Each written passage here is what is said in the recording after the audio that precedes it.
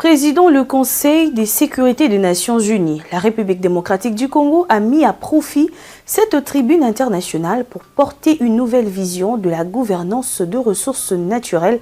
Dans une adresse prononcée au nom du président de la République, Félix Tshisekedi, la ministre des Affaires étrangères, Thérèse Kaikwamba, a appelé la communauté internationale à considérer les ressources naturelles comme de leviers de souveraineté, de développement durable et de paix. Pour concrétiser cette ambition, la RDC a présenté 6 axes prioritaires destinés à refonder la gouvernance mondiale de ressources stratégiques. Commentaire.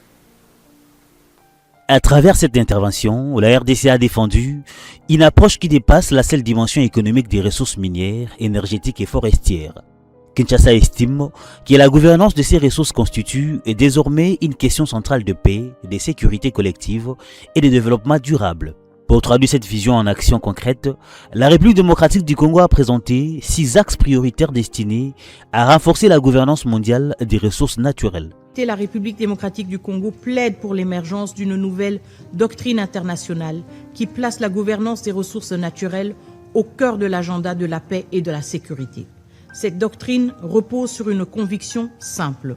Les ressources naturelles ne sont pas de simples marchandises. Elles sont des enjeux de souveraineté, des leviers de développement et des biens de responsabilité dont dépend la stabilité de nos États comme l'avenir de nos sociétés. Elles devraient s'articuler autour de 6 principes. Le premier est le respect effectif de la souveraineté permanente des États sur leurs ressources naturelles. Le deuxième est la transparence des chaînes d'approvisionnement. Le troisième est le renforcement des mécanismes de traçabilité, de certification, de diligence raisonnable et de redevabilité. Le quatrième est la lutte contre l'impunité économique. Ceux qui financent les conflits par l'exploitation illégale des ressources naturelles doivent répondre de leurs actes. Le cinquième est la promotion de partenariats justes et mutuellement bénéfiques. Et enfin, le sixième est l'ancrage local de cette gouvernance. Les populations vivant au cœur des zones d'exploitation doivent être protégées, associées aux décisions et bénéficier des retombées des ressources qui constituent leur patrimoine. Par cette prise de position, Kinshasa confirme sa volonté de jouer un rôle moteur dans les discussions internationales sur la gouvernance des ressources stratégiques, en mettant en avant une vision où souveraineté, développement et sécurité constituent les 3 piliers indissociables d'une paix durable. Au cours de ces échanges, le secrétaire général des Nations Unies, Antonio Guterres, a fermement dénoncé l'exploitation minière illégale et la contrebande de minerais qui profitent aux groupes armés dans l'Est de la République démocratique du Congo. Fini l'exploitation, fini le pillage, a insisté le responsable de cette organisation mondiale tout en martelant sur l'impératif d'endiguer le flux illicite et de renforcer la transparence tout au long de chaînes d'approvisionnement minières. On l'écoute dans cet extrait sélectionné par Hugo Biwaka. Je remercie la République démocratique du Congo pour le leadership dont elle fait preuve sur cette importante question qui nous réunit aujourd'hui.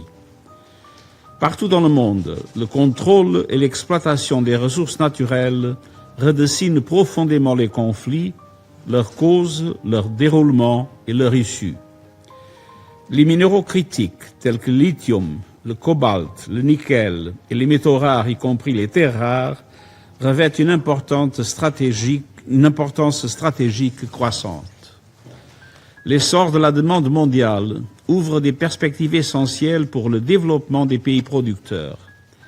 Mais il intensifie aussi les rivalités géopolitiques, met sous tension des chaînes d'approvisionnement très concentrées et attise les conflits avec de lourdes conséquences humanitaires. Trop souvent, les revenus issus de l'exploitation illicite des ressources naturelles éloignent toute perspective de paix. Ils renforcent les groupes armés et les réseaux criminels, ils relient les violences locales à des réseaux régionaux et internationaux, et ils sapent les perspectives de compromis politiques.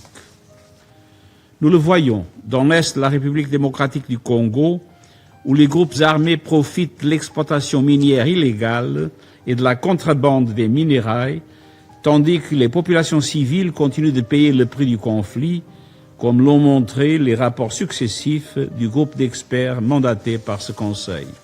C'est pourquoi le débat public d'aujourd'hui est particulièrement opportun. Madame la Présidente, Le Conseil de sécurité reconnaît depuis longtemps que le commerce et l'exploitation illicite des ressources naturelles jouent un rôle majeur dans le financement des groupes armés, l'alimentation des conflits et l'aggravation des crises humanitaires.